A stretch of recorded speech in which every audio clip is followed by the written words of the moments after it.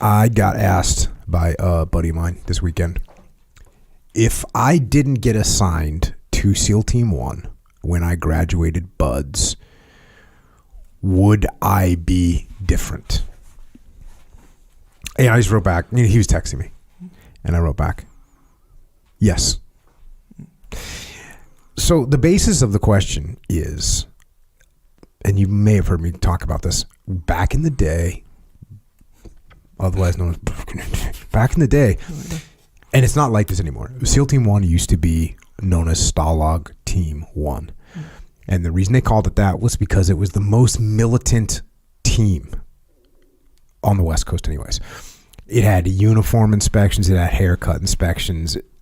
It was kind of like the equivalent of SEAL Team 2 on the East Coast, which is the second team that I went to, and there's a reason why I wanted to go to SEAL Team 2 when I left SEAL Team 1.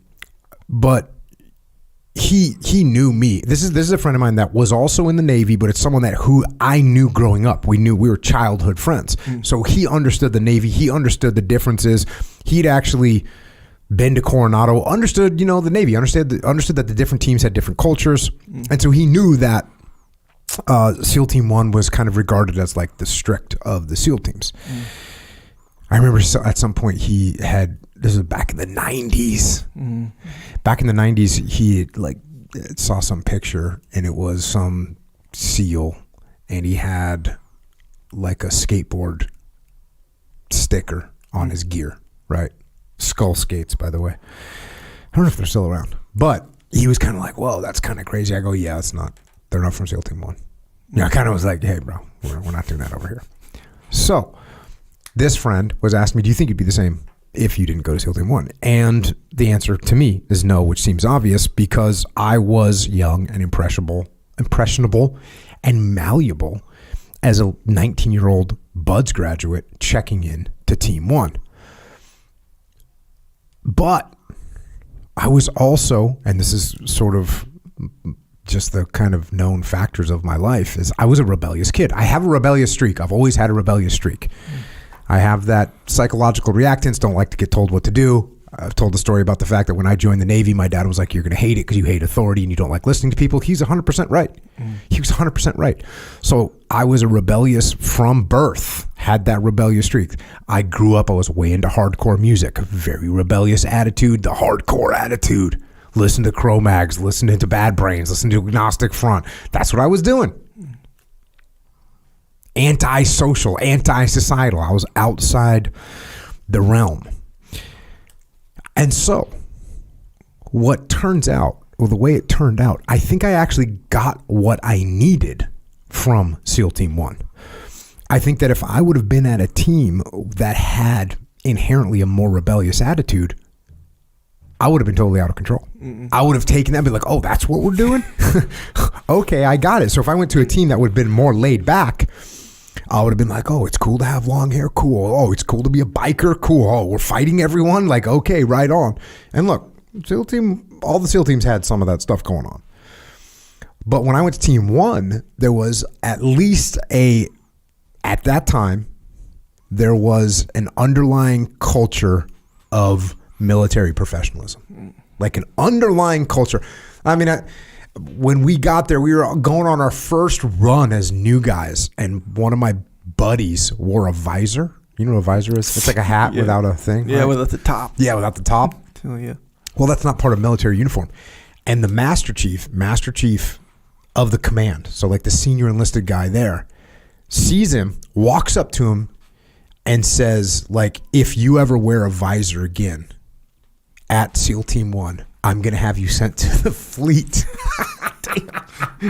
I was like, God, like that was insane. Like thinking about getting sent to the fleet after you graduated from BUDS and checked into a team and now you're getting sent to the fleet. Like this is insane. And he's a master chief and he means it. He wasn't like trying to be hyperbolic. He was serious. Like, I will send you to the fleet if I ever see you wearing a visor again. Brutal. So military professionalism was held in high regard. And there's a chance that I could have like rebelled again. I'd be like, this place sucks. But like, no, because it's weird. I was rebellious, but I was also young and malleable. Like, okay, that's what the master chief is saying. That's what we're doing. We're wearing the right uniform.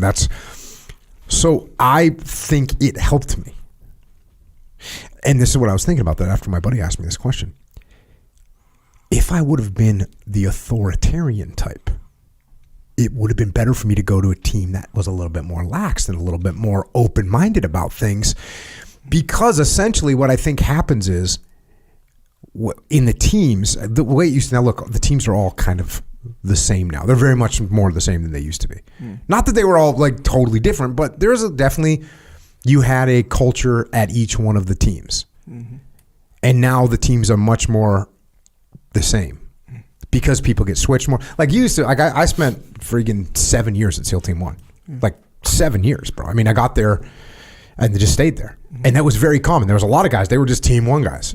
There was Team 5 guys. There was Team 3 guys out on the East Coast. There was guys when I got to Team 2, there was guys that had been at SEAL Team 2 for like 20 years, bro. They were in the game. And they weren't going anywhere. Wait, so you can just...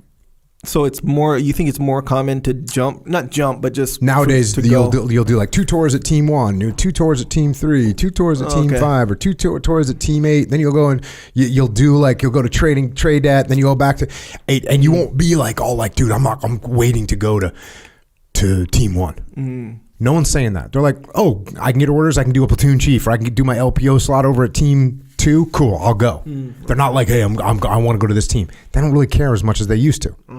Again, the teams, there's still obviously tradition and history at the teams, but there's not as much of the differentiating culture as there used to be. But this is the thing that I think is cool, is if you leaders that want to control everything, you will find out that you can't control everything. And that's a positive thing. The other end of the spectrum is leaders that don't want to pull the reins in and just kind of like, oh, I'm kind of laid back. Everyone's cool. Eventually you'll watch things get totally out of control. So depending on the type of leader that you are, it's good to go into the environment that's the opposite. You see what I'm saying? So if I would have been like a super crazy leader or just a crazy guy, it was good. And I kind of was a little bit, right? I was kind of rebellious. I went to Team 1. It was very good for me. If I would have been like a very militant person that was like, oh, I went to a military school, it probably would have been better for me to go to another team where it's like, hey, dude, you need to chill out. Like occasionally they would take guys and they'd send them officers. They'd send them to Ranger School. And Ranger School's totally militant, totally strict. And sometimes they would come out of that and it would enhance their militaristic attitude. And you'd be like, bro, this ain't the Rangers. Like we're not doing that. And some guys were so wild, you'd have to send them to Ranger School, and it was good for them because they'd be like, bro, this is the military. You're not just able to do whatever you want. So I got put into an environment as a rebellious, cocky kid that kind of corrected that attitude. And if I would have been a militaristic tyrant type of guy, Team 1 would have been good for me in the short term. Like I would have been like, heck yeah. And then I would have been the type of person that's like, hey, you need to get a haircut, right? And I was never like that. Even though I came from Team 1, and even though like in Task Unit Bruiser was like, hey, we need to wear square-to-wear uniforms, I did it for the mission. I wasn't doing it for my own authority. You see what I'm saying? There's a huge difference. Yeah, fully. Like when we were on Camp Mark Lee, I didn't care what you wear. I didn't care at all. I didn't care what uniform. I wasn't like, hey, Leif, when you come into my office to talk to me, you better be in a freaking uniform. No, I was like, dude, you roll in with flip-flops, surf shorts. Shirt is optional. Like, we're in the team, bro. I don't care. When we go out and talk to a battalion commander, be freaking squared away. That's the way it is. But if someone has a militaristic, tyrannical attitude, it might be good for them in the short term because they fit in, but in the long term, it doesn't develop them as a person. So I had kind of an open mind, and Team 1 focused my mind a little bit, right? If I would have had a closed mind, it would have been better for me to go to a team where the atmosphere opened up my mind. And the reason that I'm saying all this, this is a long way for me to get to this point, is that it's good to put yourself in environments that challenge you and your belief systems. Yeah. It's good to put yourself in that type of environment. Now, that being said, I just got lucky that I got sent to Team 1. Yeah. No one was like, let's do a personality assessment of Jocko. Oh, this guy listens to freaking hardcore and punk rock music and he's a wild kid and we need to give him some more military. They didn't say that. They just randomly, I got Team 1. Me and GIF going over to Team 1. Actually, a bunch of guys from my class went to Team 1. And a bunch of guys went to other teams as well. But what I'm saying is, so you don't necessarily get a chance to select your environment, but pay attention to if you are comfortable in that environment. Because if you're comfortable in that environment, it may not be conducive to your own growth as a person. You may be, it's like we're doing jiu-jitsu, and there's like a class where they're doing a lot of takedowns. And you're like, dude, I love takedowns. I wrestled in high school. This is awesome. You're stoked, right? But once you get to the ground, hey, we're just going to stand it back up. You're kind of stoked on that. So you go to that class more often. That's what I'm saying. What you need to do is you need to go get engaged in those classes where they're doing a lot of groundwork, or vice versa. You're like, hey, dude, I'm a jiu-jitsu guy. I'm not a wrestler. Well, okay. Well, still need to get some takedowns on. So you can't just conform and accept what feels good. You need to push back on yourself. You need to feel some resistance in the world. And if you don't feel any resistance in the atmosphere that you're in, then you need to check it and make sure you develop some resistance and you think about things from an outside perspective, that you detach, so that you can use that resistance. Might have to create some resistance. Like, hey man, look, I know I could just skip the warm up and skip the takedown part of this class, but that's not the right thing to do. I can do it, but it's not the right thing to do. I'm going to get in there. I'm going to make it happen. I mean, that's what we want to do. We use that resistance to get better, because we don't improve if we are staying in an environment that's not forcing us to reassess where we're at. Kind of a long way for me to say that, but does that make sense? Oh yeah, fully. So you know how, and I guess what's the idea, right? The saying, "There's no growth in the comfort zone," but it was interesting. I never really thought about this until right now, like this very specific thing. It might have came in my mind before, but not really think about it, where you're talking about from a physical perspective, like physically placing yourself in an environment or being in an environment that challenges you outside of your comfort zone. Like even like a day-to-day or just like just in life, you see what I'm saying? You ever watched the movie American History X? Yes. Good. That was a solid one. So remember, right, where what was his name? Started with a D, right? Was it Darren? Or I don't know. Either the main character, Ed Norton. Ed Norton. Yeah, so he goes to jail, and he's a white supremacist dude. He goes to jail, and he does not like black people at all. Dislikes, obviously, white supremacy. He's a white supremacist. You know the gig. All right, so he goes, and he gets paired up in the laundry room, right, with the black guy. Yeah. And this black guy's like, kind of on the surface, like real stereotypical. He's talking a lot. He's doing all this stuff, and he's like, he doesn't like him. He won't even say one word to him.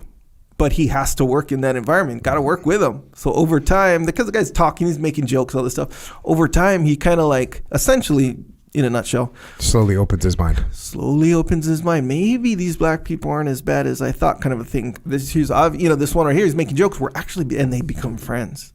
And his mind slowly gets open. He gets to stretch like that. See what I'm saying? But physically being in that environment, you're right, man. You're right. It's funny, like I used to go to competition training with Dean Lister at other schools.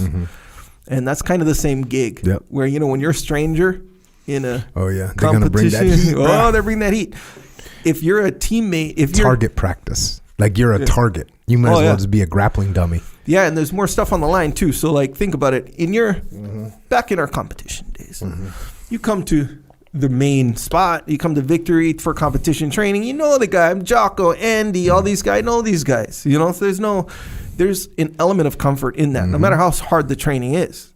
But you go to if you're a stranger in another, academy and they're doing competition training, that level of comfort is gone, straight up gone. But you get used to it. And you can actually feel it when you go back home to Victory. You're kind of like, oh, this is like real kind of cruise. It's easier, to be honest with you. And it's more from a mental standpoint. Right. It's easier.